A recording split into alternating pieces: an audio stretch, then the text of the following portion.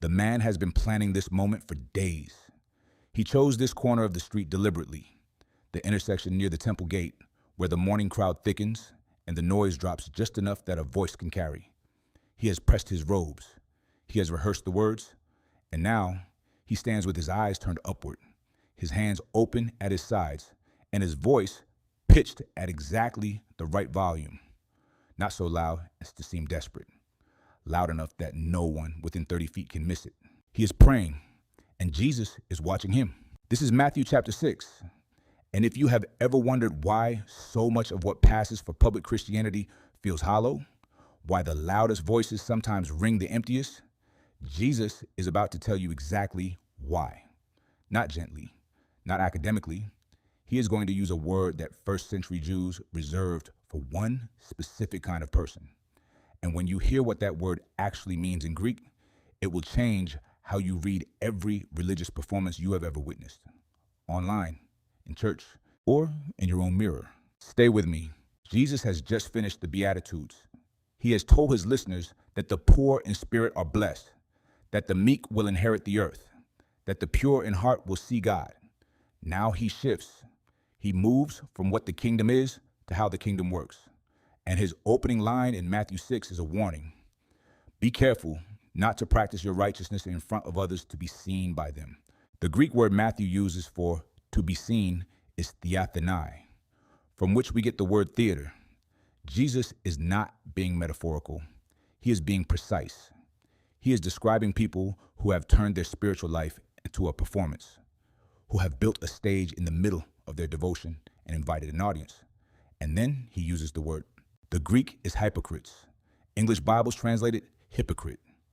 But in first century Greek, a hypocrite was something specific, a stage actor, a person who wore a mask, who spoke lines written for someone else, who inhabited a character for the benefit of the crowd, and then, when the curtain fell, removed the face and went home as someone entirely different. The historian Josephus, writing in the same century Jesus walked, described how Pharisees in Jerusalem would position themselves at street corners and synagogue entrances during the times of public prayer, not because those locations were holy, but because those locations were visible. The applause, Jesus says, is all they will ever get. Truly, I tell you, they have received their reward in full. The word apicho, received in full, was a commercial term. A receipt, paid in full. Transaction closed. When the crowd applauds the street corner prayer, the account is settled. There is nothing left to collect from heaven. The performance purchased exactly what it advertised, the admiration of men, and heaven owes nothing more. You have seen this. Maybe you have done this. Maybe, and this is the harder question, maybe you have done a version of it so subtle that you never noticed. The prayer spoken at the dinner table with just enough eloquence that people would think well of you. The donation announced just loudly enough to be overheard. The fast that somehow came up in conversation 3 times that week. Jesus is not angry. He is sad. He is watching people trade the infinite for the immediate. He is watching people cash a check worth nothing when they could have held it for a return that lasts forever. And then he tells you, what the alternative looks like. Here is what Jesus does not say. He does not say stop giving. He does not say stop praying.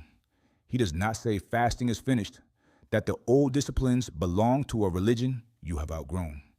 He says something far more disruptive than that. He says do all of it, every bit of it, but do it somewhere no one can see you. This is the hidden economy of the kingdom, and it runs on a currency the world cannot counterfeit. The first discipline is giving. When you give to the needy, Jesus says, do not announce it with trumpets. This was not entirely metaphorical. The temple in Jerusalem had 13 trumpet-shaped collection boxes in the court of women. Metal funnels, wide at the top, narrow at the bottom, so that coins dropped in would spiral down with a sound that carried. Some people, Jesus says, gave in a way that maximized that sound. They chose the largest coins. They chose the quietest moments. They chose the angle. He says, don't let your left hand know what your right hand is doing. This is not a strategy. This is not a budgeting tip. This is a description of a soul so free from self-congratulation that the act of generosity passes through you like water through a clean pipe. No residue, no record, no caption to write afterward. You give, it is gone. And somewhere in the ledger of heaven, something is written that you will not read until eternity. The widow Jesus watches in Luke 21 does not know she is being watched. She does not know that the Son of God is sitting across the temple court with his eyes on her 2 small coins. She has no audience. She has no strategy. She has only what she has, which is almost nothing, and she gives it anyway. Jesus turns to his disciples and says she has given more than all of them. She has no idea. That is the point. The second discipline is prayer. When you pray, Jesus says, go into your room, close the door, and pray to your Father, who is unseen. The Greek word for room here is tamion. It does not mean a bedroom or a study. A tamion was a storage room, typically interior, windowless, used to keep grain or oil or valuables out of the heat. It was the least impressive room in the house. No one entertained guests in the tamion. No one performed in it. You went there to be alone with what mattered most, in the dark, with the door shut. Jesus is not describing a prayer technique. He is describing a posture. He is saying, find the place in your life with no audience and talk to your Father there. And then he gives them words. We call it the Lord's Prayer, but it was never meant to be a script. The Didache, the early Christian document written around AD 100, prescribed reciting it 3 times daily, but the early church understood it as a shape, not a formula, a direction to face. Our Father, not my Father, not the Father of the impressive, but ours. Your kingdom come, not my kingdom, not my platform, not my legacy. Give us this day, not next year, not security, not enough that I stop having to ask. Just today. Here's what most people miss. The Lord's Prayer is an act of trust disguised as a liturgy. Every line is a surrender. Every phrase releases something the human heart wants to grip. And Jesus says, do this in secret. Do this in the room with no windows. Because prayer done for an audience is not prayer, it is theater. And God does not inhabit theaters. He inhabits the tamion, the windowless room, the honest dark. The third discipline is fasting. When you fast, Jesus says, not if. Put oil on your head and wash your face so that it will not be obvious to others that you are fasting. In Jewish practice, fasting meant unwashed hair, unanointed skin, sometimes ash on the forehead. It was visible. It was meant to be visible before God. But some had learned to keep the visibility after the fast ended, to wear the hollow cheeks into the marketplace, to let the discipline speak before they did. Jesus says, wash your face, do your hair, walk into the world looking like a person who had breakfast. Let the fast be between you and God so completely that no one around you even suspects it.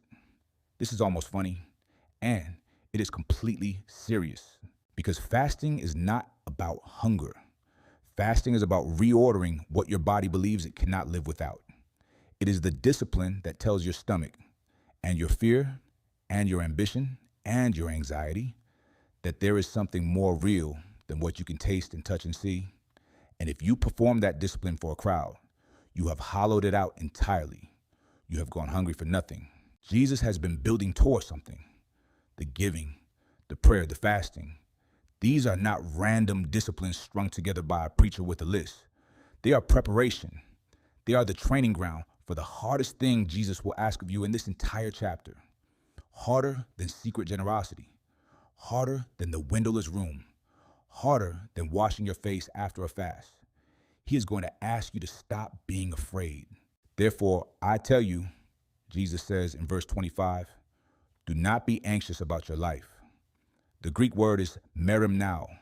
It comes from a root that means to be divided, to be pulled in 2 directions at once, to have your mind in one place and your heart in another, to be standing in the present moment while your thoughts are already 3 weeks ahead, running the worst case scenarios, calculating the risks, rehearsing the losses before they arrive. You know this feeling. You have felt it at 2 a.m. when the house is quiet and the numbers don't add up. You have felt it in the waiting room, in the silence after you sent the message, in the gap between the diagnosis and the treatment plan. Merim now, divided, pulled apart. And Jesus, who has just spent 24 verses telling you to do everything in secret, to release the need for an audience, to trust a Father who sees what no one else sees, now tells you that the same Father who watches the widow's 2 coins and hears the prayer in the windowless room is also watching the birds. Look at the birds of the air, he says. They do not sow or reap or store away in barns, and yet your heavenly Father feeds them. He does not say the birds have no needs. He does not say the birds never go hungry. He says your Father feeds them. Present tense, active, daily. And then he says something that should stop you cold. Are you not much more valuable than they? This is not a rhetorical flourish. This is not motivational language.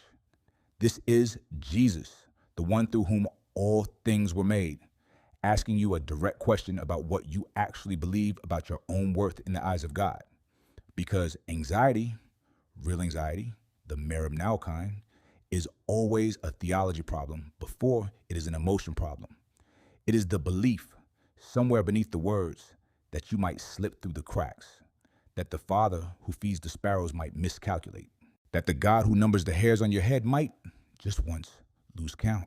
Jesus says, the lilies of the field do not labor or spin, and yet Solomon in all his glory, Solomon who built a temple overlaid with pure gold, who accumulated more wealth than any king before or after him, was not dressed like one of these. He is making a point about extravagance, about a God who does not provide minimally, about a creator who looked at a flower that would bloom for 3 days in a field. Nobody walked through and said, make it extraordinary. Make it more beautiful than anything a king could manufacture. Make it a sermon that nobody reads but me. And this is where Augustine comes in.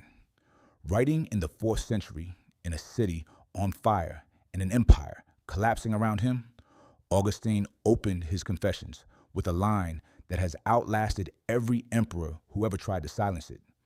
Our heart is restless until it rests in thee. He was not writing theology.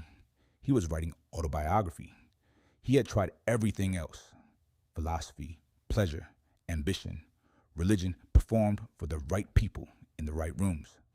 And he came back, finally, to the same place Jesus points in Matthew 6, the hidden place, the place of surrender, the place where you stop performing and start trusting. Seek first his kingdom, Jesus says, and all these things will be given to you as well. Not seek first your security, not seek first your plan, your platform, your 5-year projection. Seek first his kingdom. And then, and this is the promise Jesus stakes his entire reputation on, everything you actually need will be added. 4 times in this chapter, Jesus uses the same phrase. 4 times, the same promise lands, like a stake driven into the ground. Your Father, who sees in secret, will reward you, not might, not perhaps, will. He sees the giving that no one applauded. He hears the prayer spoken into a windowless room at 5 in the morning when the words came out broken and the tears came before the sentences. He sees the fast nobody knew about, the face washed clean, the hunger offered up in silence. He sees every act of trust performed in the dark with no audience and no guarantee. He sees, and he will not forget. Here is what this chapter is actually about. It is not a list of spiritual disciplines. It is not a checklist for serious Christians. It is a portrait of a Father who exists in the hidden places, who is not impressed by volume or visibility, who does not rank your prayers by their eloquence or your giving by its size, who does not love you more when you perform well and less when you fall apart in the Tamyan with the door shut and nothing left to say. 3 things to carry with you. First, hiddenness is not weakness. The culture will tell you that what is not seen does not count. Jesus says the opposite is true. The seen things, the announced gifts, the public prayers, the visible fasts, those are already paid in full. The hidden things are the ones still accruing, the ones heaven has marked and will not lose. Second, the disciplines are not the destination. Giving, prayer, fasting, these are not the goal. They are the road. They are the practices that slowly, quietly, over years of faithfulness in windowless rooms, reshape what you love and what you fear and what you believe you cannot live without.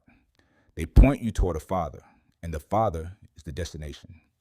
Third, and this is the one that matters most.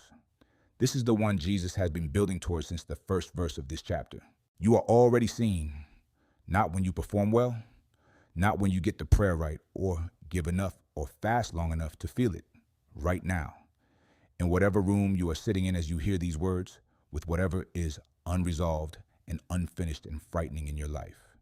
You are seen by the same God who calls the sparrows by name and makes the lilies extraordinary for an audience of one.